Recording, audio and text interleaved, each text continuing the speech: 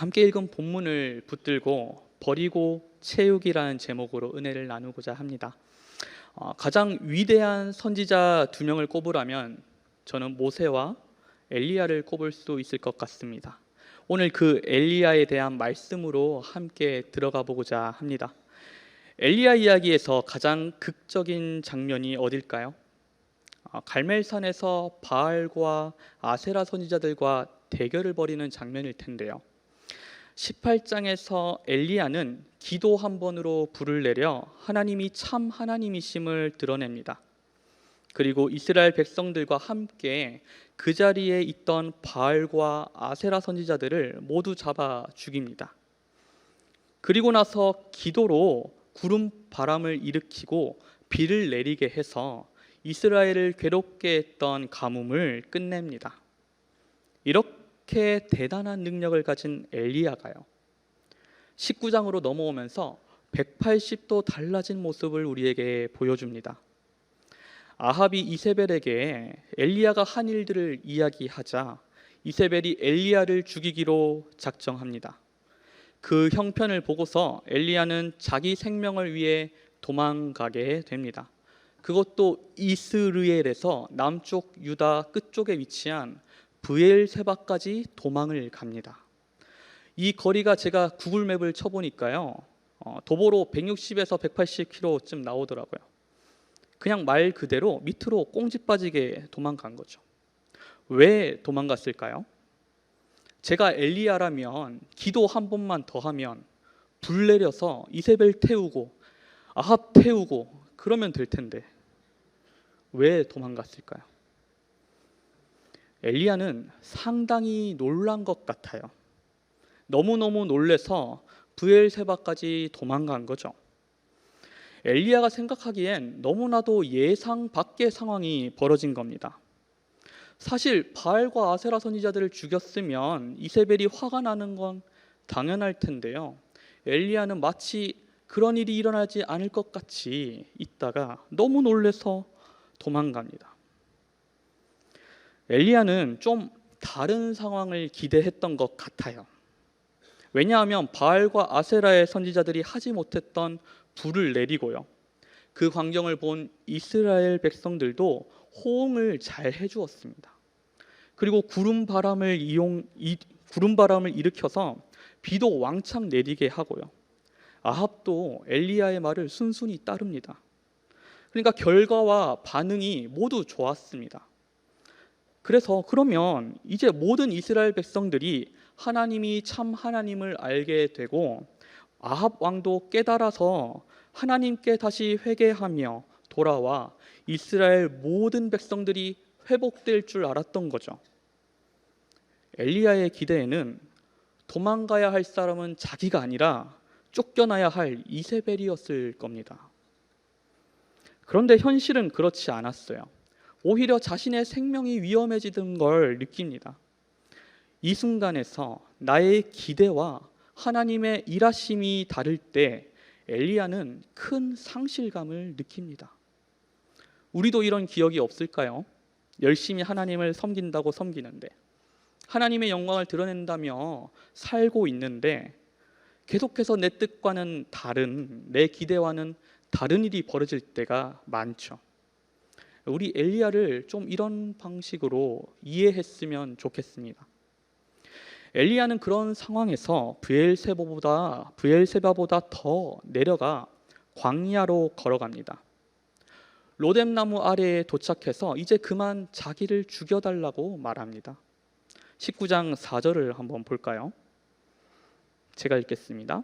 자기 자신은 광야로 들어가 하룻길쯤 가서 한 로뎀나무 아래에 앉아서 자기가 죽기를 원하여 이르되, 여호와여, 넉넉하오니 지금 내 생명을 거두시옵소서. 나는 내 조상들보다 낫지 못하니이다 하고.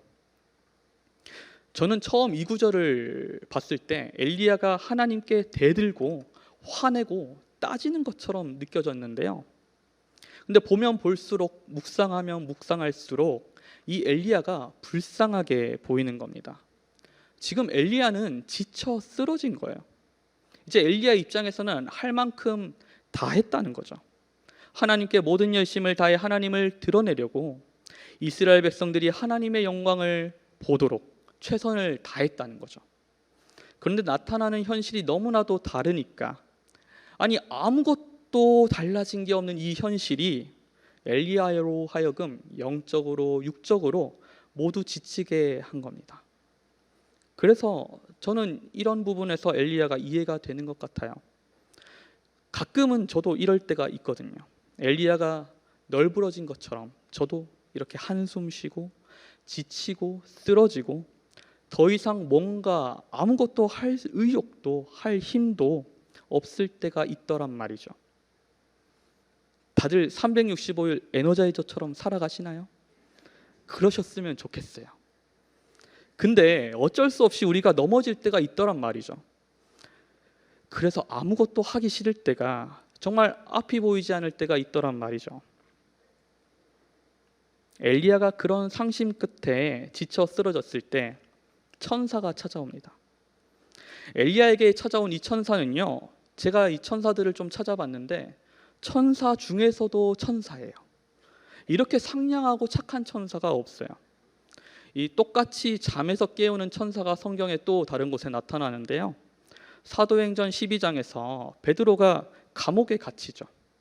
이제 죽기만을 기다리면서 쇠사슬에 꽁꽁 묶여서 간수들이 앞에 있고, 그 상황에서 얼마나 피곤하고 힘들면 잠을 잤을까요? 근데 이 베드로에게 온 천사는 옆구리를 찌릅니다.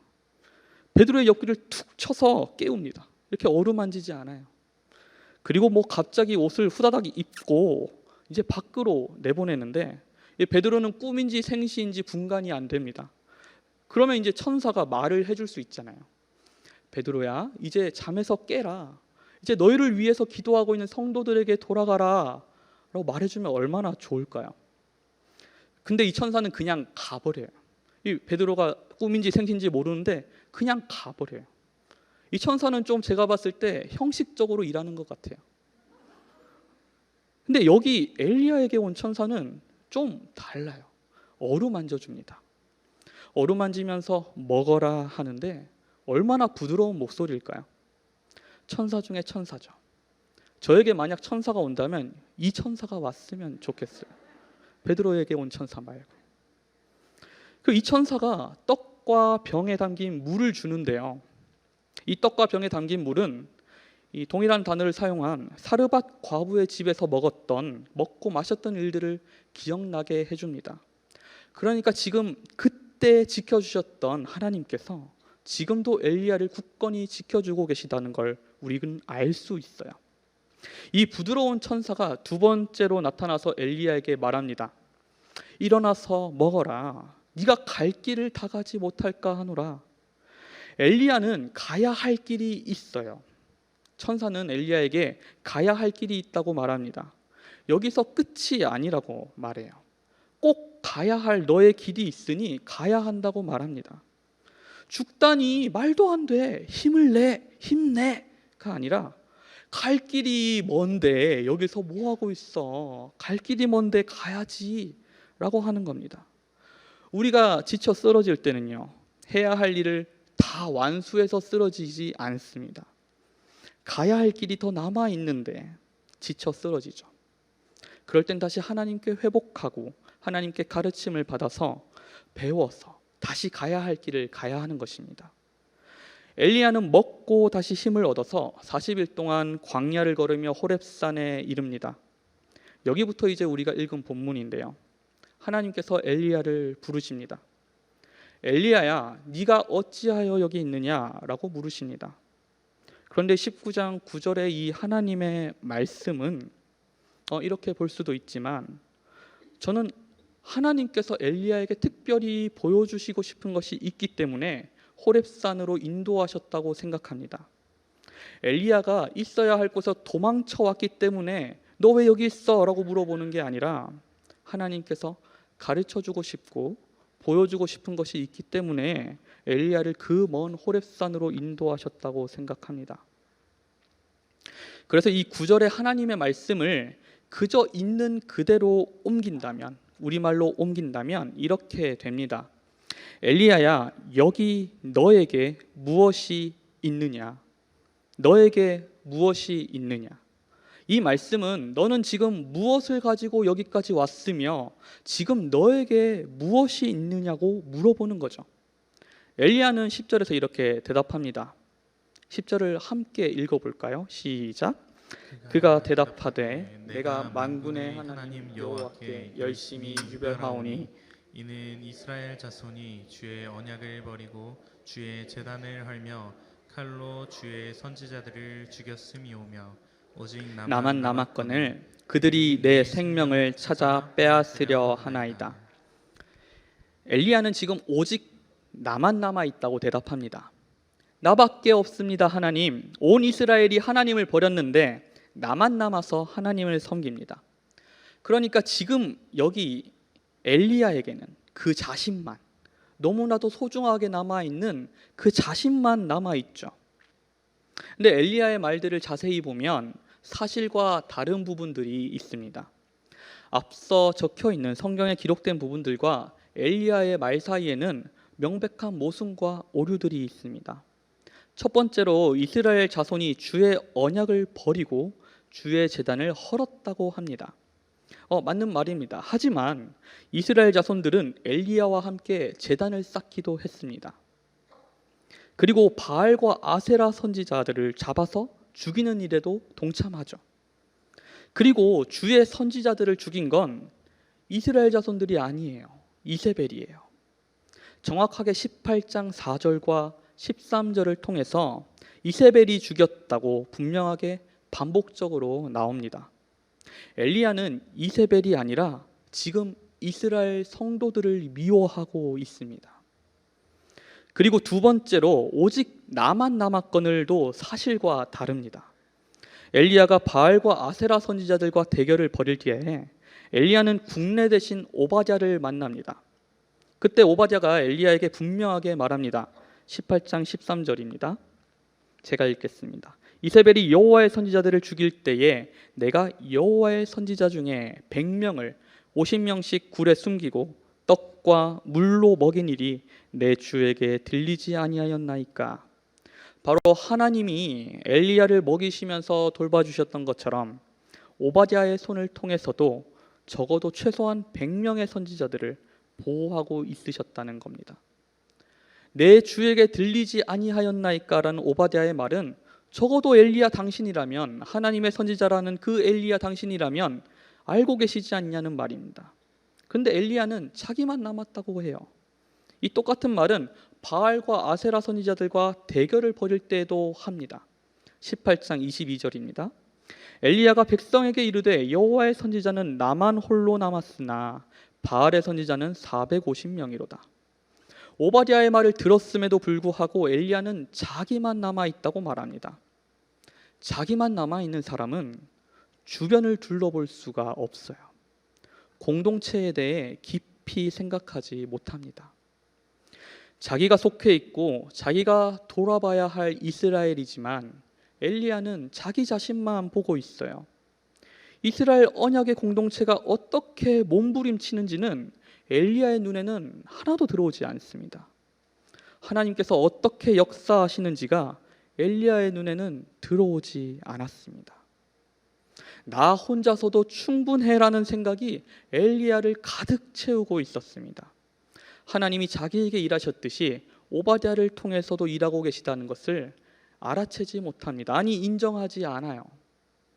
선지자들이 몇 명이 남았든지 지금 자기는 하나님께 쓰임받고 있는 단 한 명의 마지막 남은 소중한 선지자라는 생각으로 엘리야는 가득했던 겁니다. 그러니 하나님이 무엇이 너에게 있느냐고 물어보실 때 너무나도 소중한 나만 남아 있습니다 라고 대답한 것이죠. 그래서 하나님은 엘리야에게 보여주십니다. 엘리야에게 무엇이 있어야 하는지를 가르쳐 주십니다. 하나님은 엘리야에게 산에 서라고 하십니다. 그리고 여호와께서 지나가시는데 말이죠, 바람과 지진과 불을 보여주십니다. 바람과 지진과 불은 성경에서 하나님이 임재하시는 상황을, 하나님이 나타나시는 것을 표현합니다. 그런데 엘리야가 봤을 때 바람 사이에도 지진 사이에도 불 사이에도 하나님은 계시지 않았어요. 특히 이 바람과 불은 엘리야의 사역 가운데 하나님이 강하게 임재하셨다는 생각이 되는 그런 바람과 불입니다. 18장에서 있었던 하늘에서 내려온 불이 있었고요, 비구름을 강하게 몰고 온 바람이 있었죠. 그런데 사실 거기에는 하나님이 안 계셨다고 지금 말씀하고 계신 거예요. 바람과 지진과 불은 하나님의 역사지만 그 자체는 하나님이 아니었던 겁니다. 하나님 앞에 있는 것이지 그것은 하나님이 아니었습니다. 엘리야는 하나님이라고 생각했던 그 바람과 불은 하나님 그분 자체가 아니었다는 겁니다. 그런데 무엇이 있습니까? 12절을 함께 읽어볼까요? 시작. 또 지진 후에 불이 있으나 불 가운데에도 여호와께서 계시지 아니하더니 불 후에 세미한 소리가 있는지라. 뭐가 있을까요? 세미한 소리라고 이렇게 말씀해 주신 세미한 소리가 있었습니다. 이 세미한 소리는요, 마치 너무나도 조용해서 정막인 것처럼 느껴지는 그런 세미한 소리입니다. 이 세미한 소리를 엘리야는 들었을까요? 네, 들었습니다. 듣고 겉옷으로 자기의 얼굴을 가립니다. 이 세미한 소리가 엘리야에게 임합니다. 13절을 제가 읽겠습니다. 엘리야가 듣고 겉옷으로 얼굴을 가리고 나가 굴 어귀의 섬에 소리가 그에게 임하여 이르시되, 그 소리가, 그 세미한 소리께서 엘리야에게 임하십니다. 여기서 우리는 이 세미한 소리가 무엇인지 알 수 있습니다. 정확하게 9절에서는 여호와의 말씀이 엘리야에게 임합니다. 13절에서는 소리가 그에게 임하여 이르십니다. 아, 그렇군요. 이 세미한 소리는 바로 하나님의 말씀이었군요. 그리고 엘리야가 있다고 해야 할 것은 바람과 지진과 불이 아니라 바로 이 하나님의 말씀이었군요. 엘리야는 이 미세한 소리 같은 들릴 듯 말 듯한 아주 주의 깊게 신경 써서 들어야 할 하나님의 말씀을 듣고 전해야 하는 선지자였던 겁니다. 우리는 때때로 세미한 소리 같은 하나님의 말씀이 아니라 하나님 앞에 있는 하나님이 아닌 것들의 주의를 빼앗길 때가 있습니다. 바람과 지진과 불을 더 소망하고 더 원하고 더 바랄 때가 있습니다. 당장 내 앞에 불이 떨어지길 원하고 당장 내 앞에 비가 쏟아져야만 하나님을 만나는 것 같은 착각 속에 살아갈 때가 많습니다. 그래서 하나님이 없는 그 요란하고 소란스러운 것들에 모든 신경과 힘을 쏟습니다. 그럼 어떻게 해야 그 세미한 소리를 들을 수 있을까요? 하나님의 세미한 소리에 집중하며 살아가기 위해서는, 그 말씀을 붙잡고 지키며 살기 위해서는 나를 버려야 합니다. 하나님 앞에서 너무나도 소중히 남아있는 그 나를 버려야 합니다. 나를 버려야지만 세미한 소리에 귀를 기울일 수 있습니다. 나를 버려야지만 말씀에 복종할 수 있습니다. 나를 버려야만, 그래야만 세미한 소리 같은 그 하나님의 말씀을 우리 안에 채워가며 살아갈 수 있습니다. 그런데 이 나를 버리고 말씀으로 살아간다는 것이 참 쉽지가 않죠. 엘리야도 하나님의 말씀을 듣고 세미한 음성에 반응하지만 14절에서 이전과 똑같이 토시 하나 틀리지 않고 나만 남아 있습니다라고 말합니다. 나를 버린다는 것, 내 자존심을 버리고 내 체면을 버린다는 게 쉬운 일은 아니죠. 저에게는 두 아이가 있는데요, 저는 이 아이들을 키우면서 하나님이 저에게 많은 것들을 보여주시고 들려주시는 것 같은 경험을 많이 합니다. 저희 아이들은 조금 특별한 아이들인데요, 첫째와 둘째 모두 발달이 조금씩 늦습니다. 지금 누굴 만나더라도 이렇게 잘 이야기하지만 처음에는 우리 아이들이 다른 아이들보다 조금씩 발달이 느리다는 게 잘 안 받아들여지더라고요. 그래서 이 첫째 아이를 많이 다그쳤습니다. 그런데 어느 날 치료를 맡고 계시던 선생님께서 저에게 이렇게 말씀하시더라고요. 아버님, 이 친구는요, 말 한마디 하는 것이 참 어려운 아이입니다. 그러니 너무 다그치지 마시고요, 아이가 한마디 한마디 할 때 많은 칭찬을 해주세요. 욕심을 조금 내려놓으시고 있는 그대로 자녀를 사랑해 주세요 라고 하시더라고요. 근데 저는 이 말을 들으면서요, 하나님이 저 자신을 보여주시는 것 같았어요. 아이가 늦는 것보다도 내가 하나님 앞에서 어떤 존재인가를 생각나게 하셨어요. 생각해보니 나를 바라보시는 하나님의 심정이 내가 아이를 바라보는 심정보다 더 답답하실 것 같더라고요. 1년 전이나 5년 전이나 매일 넘어지는 곳에서 넘어지고 끊어야 할 것을 끊지 못하고 하지 말아야 할 것을 계속하고 해야 할 것은 순종하지 않고 늘 화내던 일에 똑같이 화를 내는 내가 1년 전이나 5년 전이나 그대로 변함없이 남아있더라고요. 도대체 성장은 언제 하는지 10년 전의 나나 지금의 나나 별반 달라지지 않았다는 걸 깨닫게 되었습니다. 그런데 예수님은 저를 받아주시잖아요. 매일 넘어지고 매일 욕심대로 살아가는 나를 있는 그대로 받아주시잖아요. 그런 나를 참아내시며 사랑해 주시는 그 은혜를 제가 다른 아이들보다 느린 이 아이를 통해서 깨닫게 된 거죠. 그렇게 하나님이 제게 주신 은혜를 생각하니까요, 이 아이를 응원하게 되더라고요.